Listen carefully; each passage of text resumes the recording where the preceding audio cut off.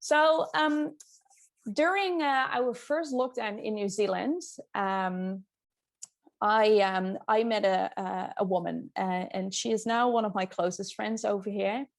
But she was a Scrum Master at the time, and she has heard me speak in public in Auckland here. And she read a few of my blogs, and she said, like, hey, your name is popping up. I need to talk to you because I think I can learn stuff from you that will help me to become a better Scrum Master. And I said, cool, let's do a coffee. So we went out for coffee, and I asked her to share like her story. Where did she find her passion around the whole Agile environment and team coaching? And it turned out that this lady, she's called Francie. She was a coxswain for the Olympic New Zealand rowing team.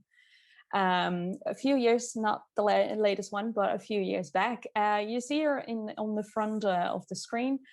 If you're not familiar with the sport of rowing, it is extremely fascinating. I've never been fascinated by rowing. Don't get me wrong, it's not something that I've always been interested in, but her story was amazing. How she told her story around her and her team, and how she prepped for her journey towards the Olympics was quite amazing to hear. She told, as a coxswain, she is part of a team. As you see on the photo as well, she's part of the team.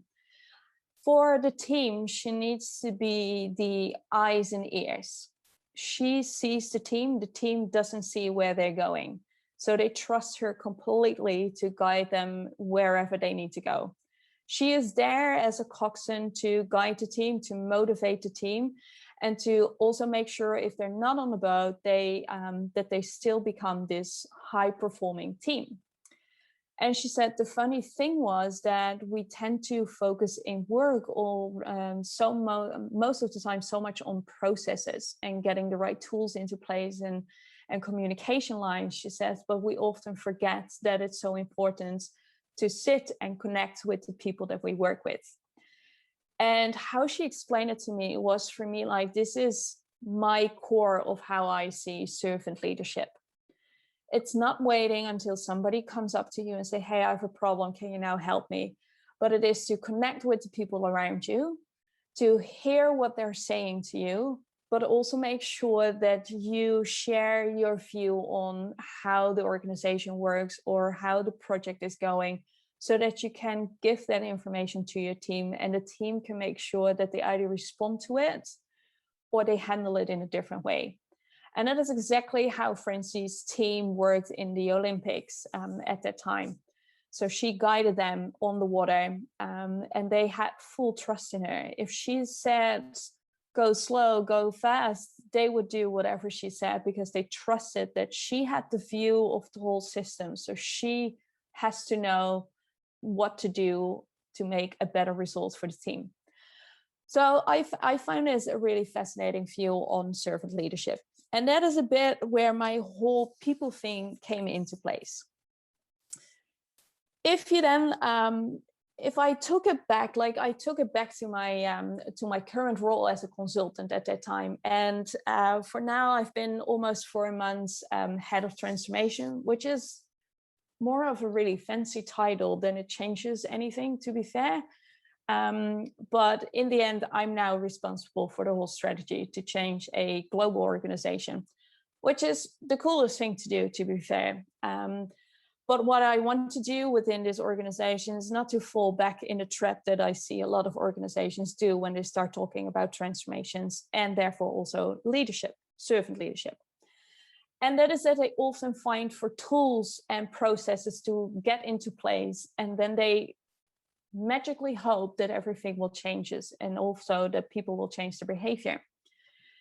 One of the main reasons that I often heard when I was coaching management was the quote on the screen. My teams don't want to change. I have this really tough person in my team is showing really dysfunctional behavior, and the person just doesn't want to change.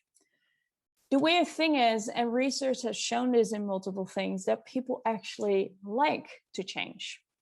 And we all are experienced change managers in our own life. We deal with all sorts of situations from being born until we're actually old and ready to leave the world again. We change and adapt constantly. There is just one thing, and that is really important for a servant leader to start and understand. As soon as you start to tell people that they need to change, they won't do it. Because telling people that they need to do something else is indirectly saying to them that what they're currently doing is wrong. And what our brain automatically does is, as soon as we start to create a feeling that we're being opposed to fear or danger, and that could be potentially harmful for us, we pull up our defense mechanisms or our coping mechanisms. And most of the time that is all related to, I'm not going to do this, I have no clue, I will wait till somebody else is doing it. And that is where the whole resistance comes in.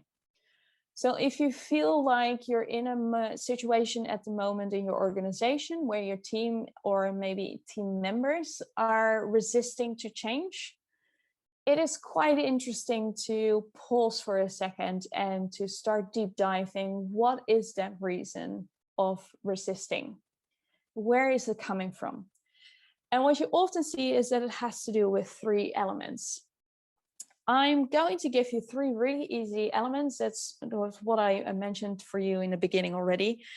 It is nothing new, nothing that you probably, if this presentation is over, you go on with your normal day-to-day stuff and you think about it and you go like, wow, I've never heard this. I'm absolutely not going to tell you anything new. What I am going to tell you is a few things that helped me in order to not only change my view on management, but also to help the managers that I am coaching, even nowadays, with the new role that I have.